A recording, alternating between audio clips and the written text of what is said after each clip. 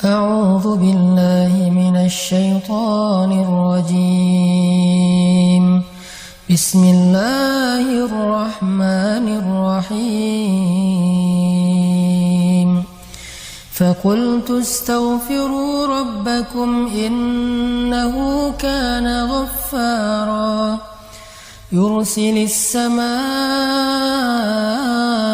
عليكم مدرارا ويمددكم بأموال وبنين ويجعل لكم جنات ويجعل لكم أنهارا صدق الله العظيم. Assalamualaikum warahmatullahi wabarakatuh. Teman-teman semuanya, sobat zakat yang dirahmati Allah Subhanahu wa taala. Kita ketemu lagi dalam program Tausiah Kebahagiaan Ramadan bersama dengan Rumah Zakat. Hari ini kita akan bahas tentang keutamaan istighfar.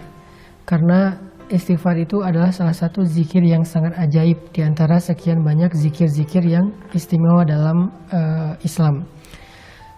Bahkan kalau kita baca sejarah, Allah selalu mengganti satu ujian atau satu musibah dengan kebaikan itu karena istighfar. Ketika Nabi Adam beristighfar, maka Allah mempertemukan beliau dengan istrinya yang sudah berpisah sekian puluh tahun. Ketika Nabi Yunus beristighfar, maka Allah menyelamatkannya dari perut ikan sehingga kembali bisa berdakwah di muka bumi. Ketika Nabi Musa beristighfar, maka Allah Subhanahu wa taala memberikan kepadanya rezeki di daerah Madian dan menurunkan kepada beliau banyak kebaikan-kebaikan. Ketika Nabi Muhammad SAW beristighfar, maka Allah Subhanahu wa taala memberikan kepada beliau kemenangan-kemenangan dakwah. Makanya di dalam Al-Qur'an Allah mengatakan, "Idza jaa nasrullahi wal fath wa ra'aitan nasa yadkhuluna fi dinillahi afwaja fasabbih bihamdi rabbika wastaghfir." Dan beristighfarlah, maka Allah akan berikan kemenangan itu berlipat ganda, kemenangan itu beruntun, bukan hanya satu kemenangan.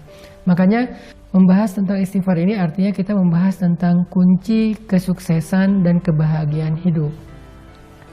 Di dalam surat Nuh yang tadi saya baca, Allah Subhanahu wa taala menyebutkan beberapa keistimewaan dari istighfar yang sifatnya urusan dunia. Karena amal soleh dalam Islam itu selalu berdampak dunia dan akhirat, bukan hanya akhirat.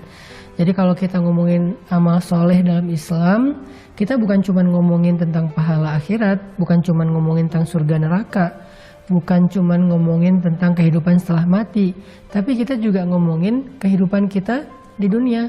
Karena semua amal soleh itu berdampak di dunia dan di akhirat, hasanah dunia dan hasanah akhirat. Nah, di surat Nuh ayat 10, Allah menjelaskan keutamaan dari istighfar. Kata Allah, "Istaghfiru rabbakum innahu kana ghaffara."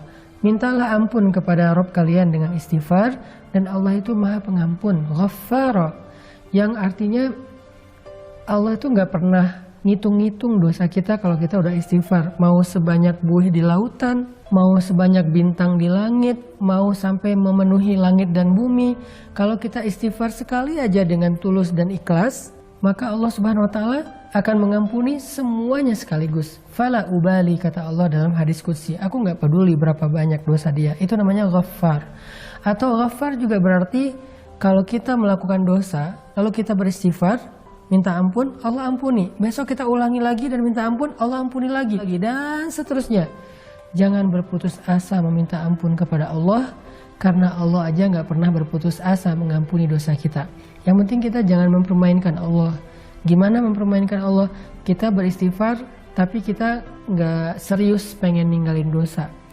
Kalau kita beristighfar dan nyesel banget dengan dosa kita dan serius pengen ninggalin dosa itu di kemudian hari, tapi ternyata kita lemah lalu melakukannya lagi, istighfar lagi, melakukannya lagi, istighfar lagi, tapi selalu menyesal, selalu tulus, selalu pengen berubah, maka Allah Maha tahu isi hati hambanya dan Allah pasti mengampuni dosa-dosanya.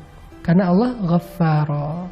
Jadi berkali-kali berbuat dosa, berkali-kali minta ampun, berkali-kali Allah ampuni. Itu satu keutamaan dari istighfar.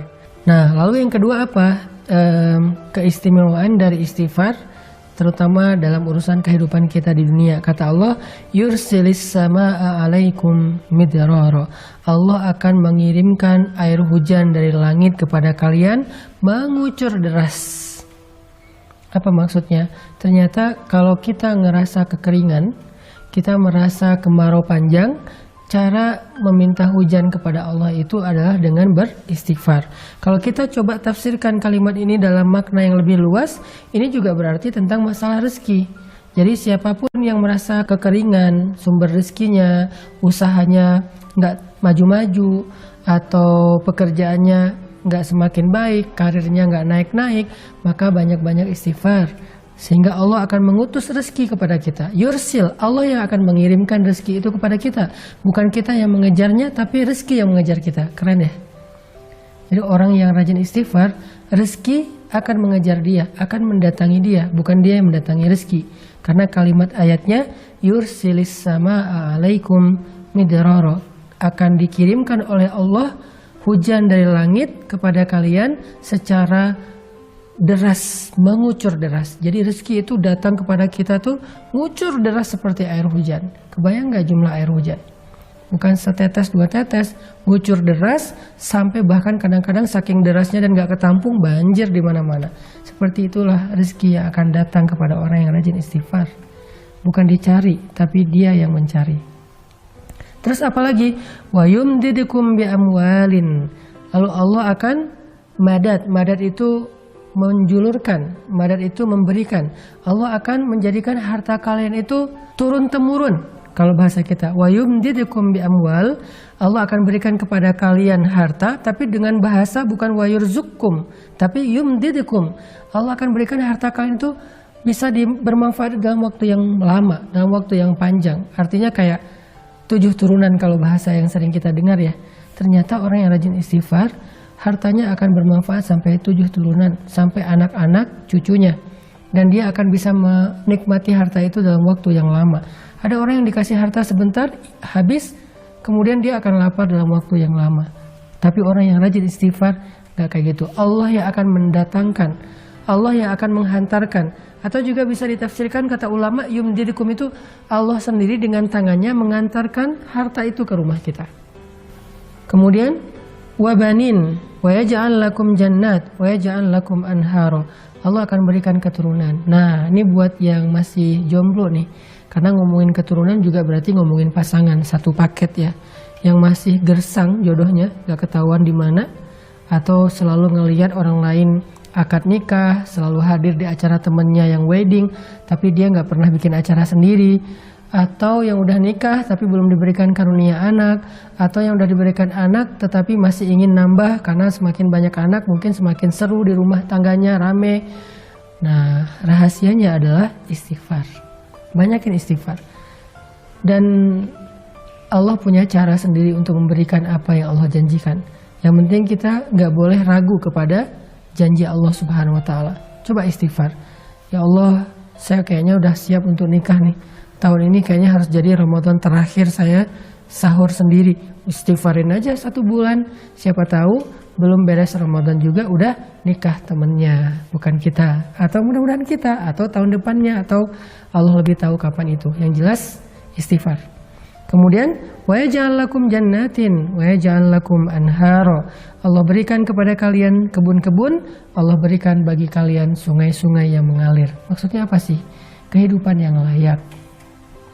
Karena kebun dan sungai ini dalam konteks ayat ketika dia turun di zaman dulu, itu artinya kelayakan hidup. Punya rumah yang nyaman, punya lingkungan yang nyaman, punya keluarga yang nyaman, yang bahagia, punya harta yang terus mengalir, punya pekerjaan yang baik, punya kehidupan yang sempurna, yang semua orang akan merasa iri kepada dia. Ternyata rahasianya cuma satu dari semua kebaikan dunia ini, istighfar. Makanya Allah mengatakan fakultu astaghfiru rabbakum.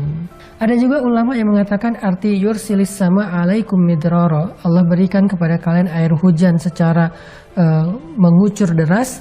Artinya Allah akan berikan kepada kalian jalan keluar, atau solusi ketika kalian mengalami satu masalah. Makanya Nabi dalam sebuah hadis pernah bersabda, siapa yang memperbanyak istighfar dan mendawamkannya, maka Allah akan jadikan dalam setiap kesempitan hidupnya jalan keluar. Dari setiap kegundahan hatinya, kesenangan atau kebahagiaan.